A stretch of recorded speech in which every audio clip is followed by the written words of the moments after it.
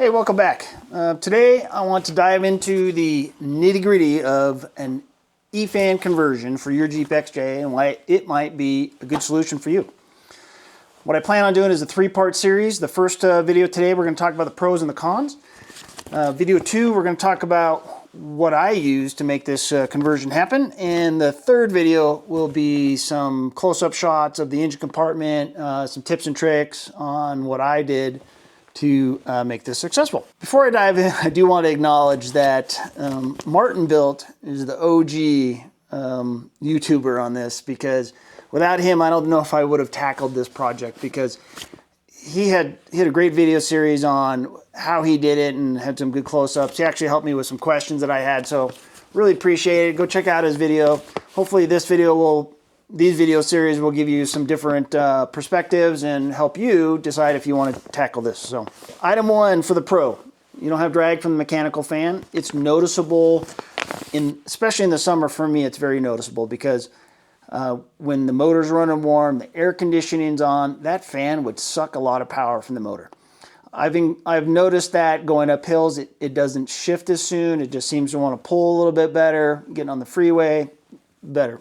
Fuel efficiency is better. Went from Flagstaff to Hurricane, Utah. It's about 200 miles or so. At 17.3 miles per gallon. I think that's pretty good for this vehicle. You're not going to get sub 13-second quarter miles. We are driving a brick after all. All right, number 2. Better cooling at slow speeds. This is probably the biggest improvement you're going to find with this fan. I can be down on, whether it's on trails, rock crawling, or in traffic, this thing will stay consistently at 210 or below. Before, I would get some little creep. And I know some are going to say, well, your mechanical fan's not working correctly. I've used the Mopar OEM fan. I've tried Napa fans. I've done the ZJ V8 fan. All of them, I still had that same issue with. It just was not moving enough air through that radiator. Down in Phoenix, 105, 107 this summer. I'd be down there, drive the freeways, and it's sitting at like 212, 215 on the freeway at 65, 70. I get off the freeway, sitting at a light, and it will drop below 210. Never had that before. It would always want to just kind of like heat soak a little bit. And with the eFan, that solved it. Okay, next would be improved air conditioning performance at slow speeds, because it's moving more air. Your AC is going to be better. Fourth on this list is you can disable it for deep water crossings. Not my thing. I'm not into doing those deep water crossings. But if that's something you do with an eFan, you can shut it off. Okay, next would be after a sustained hill climb, I noticed my engine will cool down much faster, which is a plus. Item 6, the starts are quieter. It's weird. The first time I started, I'm like, oh, that sounds different, because you don't have that mechanical roar, that fan, the viscous fan clutch when it's cold starting up. So that's kind of nice. Number 7 of the pros, it's programmable. The way I installed it, I used a fan controller that hooks up to my phone. I can control when the fan turns on, when it turns off.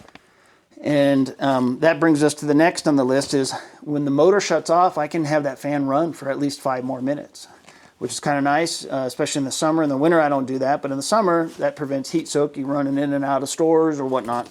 That's pretty cool. All right, so that's the pros. Let's move to the cons. First one on there, and I think this probably is the most important one, is this added a lot of complexity to a very simple system. I mean, mechanical fan is about as dead simple as you get. It works or it doesn't work. With the eFan, there's relays, there's controllers, there's the fan itself. So there's a lot of parts that could potentially fail. Number 2, not a big deal to me, is that fan is noticeably pretty loud on high outside the vehicle. Inside, don't really notice. Doesn't bother me. You can hear it, but it's not like, what's that?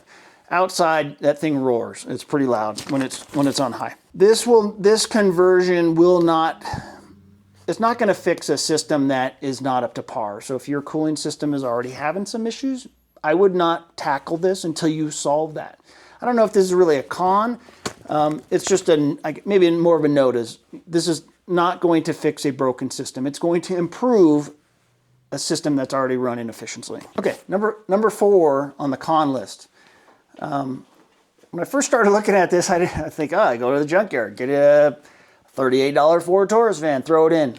Super cheap. No, it's expensive. The fan, $38 fan is not expensive. It's all the other peripherals. It's the wiring. It's the proper relays, the fan controller. There's some other items, and I'll talk about that in the second video of the series of what I did. So it was more money than I anticipated.